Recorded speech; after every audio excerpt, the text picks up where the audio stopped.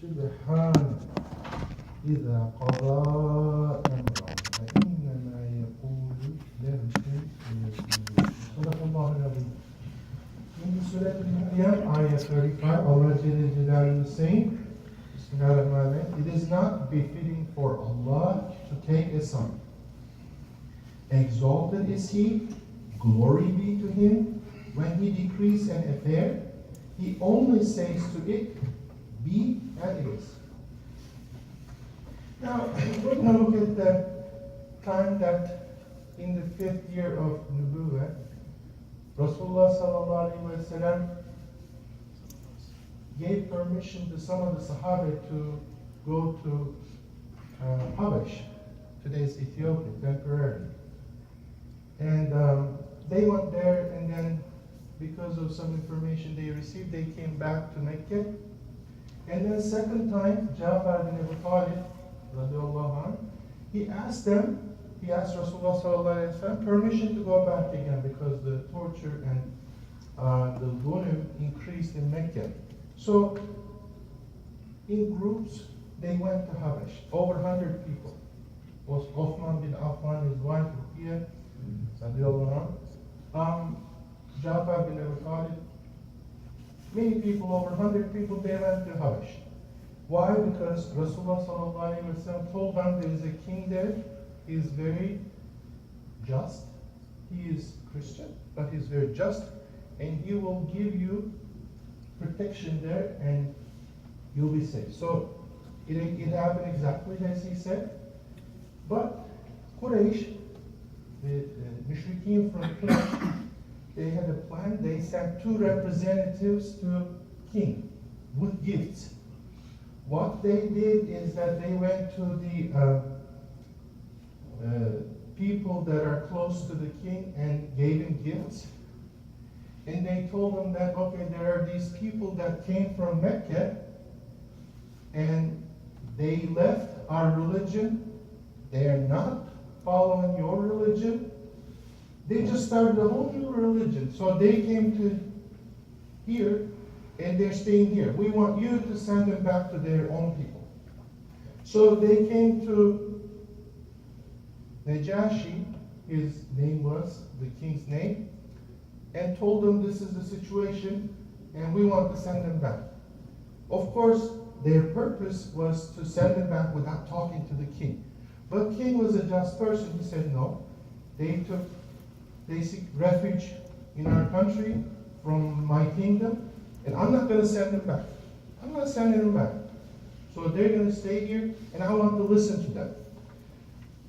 So he summoned them to his place, and he also called the scholars.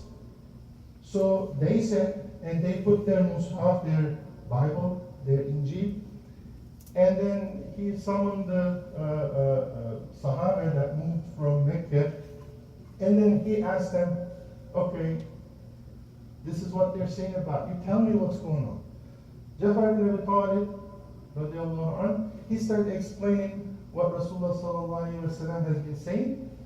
And then what happened is that the king, he asked, okay, do you have anything with you that Allah sent down? Any of the ayahs, any of the verses that He sent down? He said yes. And he read the first 35 surahs of Surah Maryam. And this is the last one. After this ayah, king started to cry. And then the people, scholars, start to cry too. Their tears went onto the Mus'haf, their Injil, and wetted the Injil.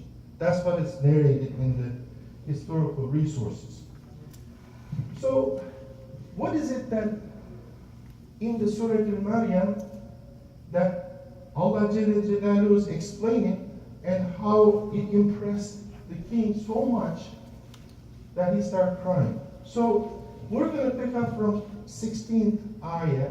In the beginning, Allah Jalla Jalaluhu was explaining who was Zakaria, alayhi salam, and then how him and his wife, Allah Jalla Jalaluhu gave them a son, Yahya alayhi salam, and it was a miracle. They were in an old age, they couldn't have a child. But as anything else is easy for Allah. And then in the 16th ayah, Allah Jalla Jalaluhu was addressing Rasulullah sallallahu alaihi wasallam in the book which is sent down to you, the Quran al-Kareem, noble Quran. Among one of the most prominent ladies, you know the tale of Maryam alayhi salam, and her unique situation, which is more intriguing and baffling than the tale of Zakaria alayhi salam. And mention the time when she withdrew. What happened is that, ladies, they have their monthly cycles, and after that is finished, during that time they can't pray.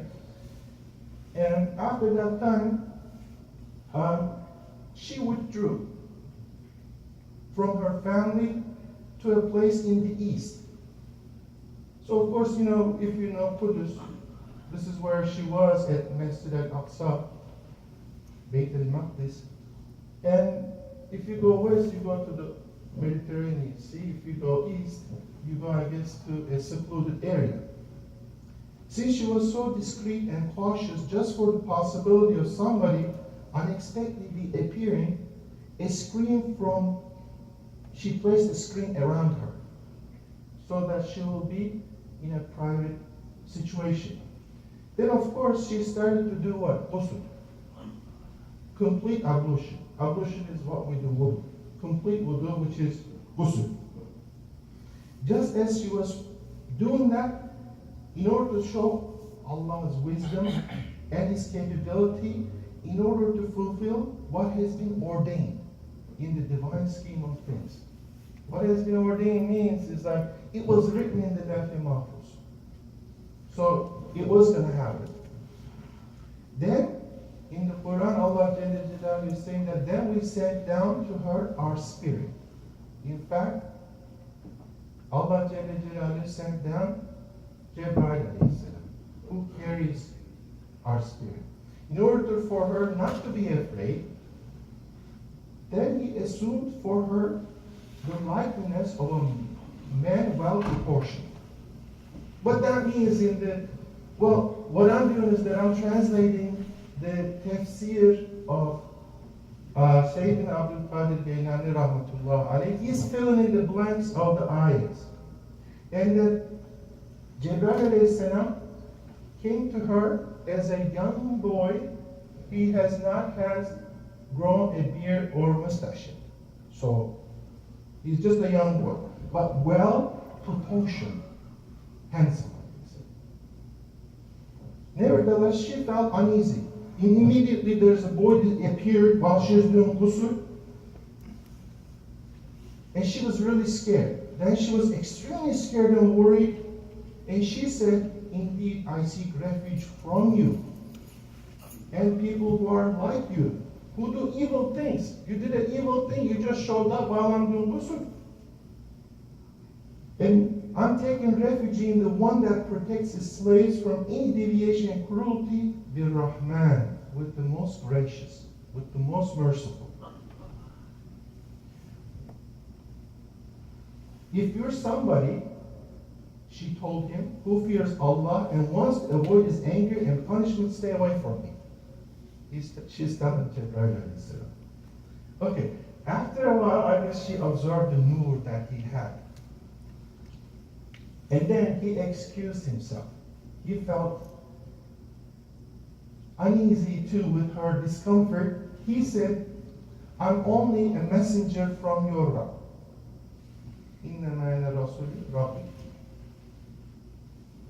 That I may bestow on you a son. But this son he will not be an ordinary son. He is not going to be sinful. He will be pure. He will be a pure son. He'll be somebody who will advance and be superior in every aspect of virtue and maturity. He will perform many miracles even before he becomes a prophet. And he will display extraordinary manners and decency." Okay, after Maryam alayhi salam heard Jibreel alayhi salam's words, and with the nur she observed, and she said, "Grounds for this has not been materialized in me. How? Actually, where can be a son for me? Can happen. How? When a man has not touched me to cause me to be pregnant, she's still going through with her logic. She's so pure, she's so innocent, she's trying to explain to him, how can I have a son which nobody has ever touched me? And I'm not all my life rebelled against Allah, and I'm not such a sinful person who goes beyond what is allowed so that I would have a child out of wedlock, like a street woman. Unchaste. Unchaste means relating to engaging in activity, especially of an illicit or extramarital nature. She said, I'm not one of those ladies, but woman. And Jibreel said to her, thus, it is like as you said. You're correct. You're not like that. However, Allah has ordained in the divine scheme of things for this to happen. Allah wants this to happen. Don't think that this is strange and don't think that this is difficult. Because the one who raised you on innocence and chastity, your Rabb said, for him to give you a son without having anything, for any reason whatsoever. It is easy for me because it's not difficult for us. Nothing can measure with our might, with our power. In fact, if we wish something to happen, we say to it, kun, be, and it happens. Without a cause, without a reason, nothing, it happens. We will make him a sign, a miracle for the mankind, which shows our endless might and the extent of our art of our creation. And that there is no equal to our wisdom. This is Jibreel telling her, comforting her, وَرَحْمَةً, and we will make it a mercy which came down. And it is Isa alayhi salam, a matter decreed. So Allah Jalla Jalaluhu decreed this to happen, and Jibreel alayhi salam came down to facilitate it. After Maryam alayhi salam heard these things, after this conversation, Jibreel alayhi salam blew onto her dress. And that breath reached her abdomen, and immediately she became pregnant. Jibreel alayhi salam sent his breath, and immediately she became pregnant. In the Quran, Allah Jalla Jalaluhu is saying that فَحَمَلَتْ, so she conceived him. So she conceived him right away. She became pregnant and he grew in her stomach instantly. After her pain from her contractions started. Now, immediately she became pregnant, and then her stomach grew, and then she started having contractions. What are contractions? Are the pains a woman feels before she has a baby. That's what pushes the baby out. So the contractions started, but she starts thinking all these feelings of embarrassment and how the people are going to denounce her, criticize her, because she's going to give a birth to a son without a father. And then, with all the noble family she has, that she's going to embarrass them. And then, with him to a remote place alone, and she withdrew. So she went to a remote place with him. Then the pains of her childbirth drove her to lean on a dry trunk of the date palm.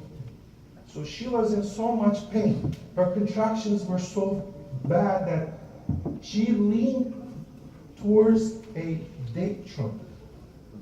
You know the date tree? But this one was dry. So she leaned against it, and she's going through the pain. So she was hanging on tightly. She said, "Oh, I wish before this disgrace and humiliation, I had died and disappeared." She was so embarrassed.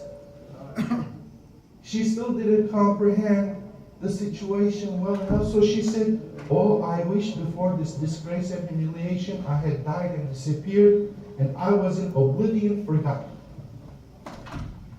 Forgotten.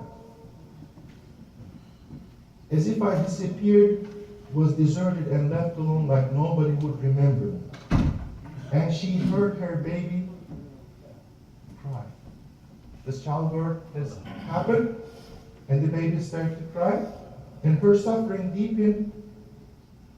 But what happened at that time in the Quran, it's explained that so cried to her. The baby called on to her with the divine inspiration and might. The newborn child, which was conceived moments ago, and he started calling on to her, crying on to her from beneath, or he called on her to saying that, "Do not grieve, mommy. Do not grieve. There's no reason for it. Don't be baffled by my birth and being conceived without a father. Just so you know, verily your Rabb has placed beneath you a baby." And then at that time, in the translation it stated that rivulet, just a stream of water started to flow underneath her. Miracles that continue here. It is just for you to quench your thirst, to cleanse your body from the childbirth. Here's the water flowing under you as one of the miracles.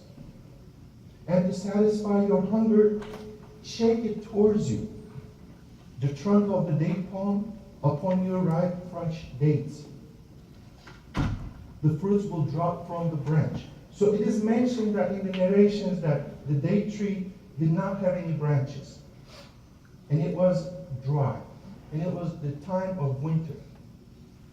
Of course, the prophecy of Isa alayhi salam and the miracles that he is displaying with the help of Allah Jalla Jalaluhu.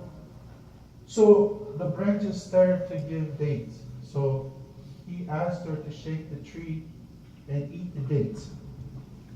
So he said to eat from the dates, mommy, and drink from the stream. And be glad. He's consoling her now. I'm happy for you. Congratulations, said to one whose long-awaited wish has come true.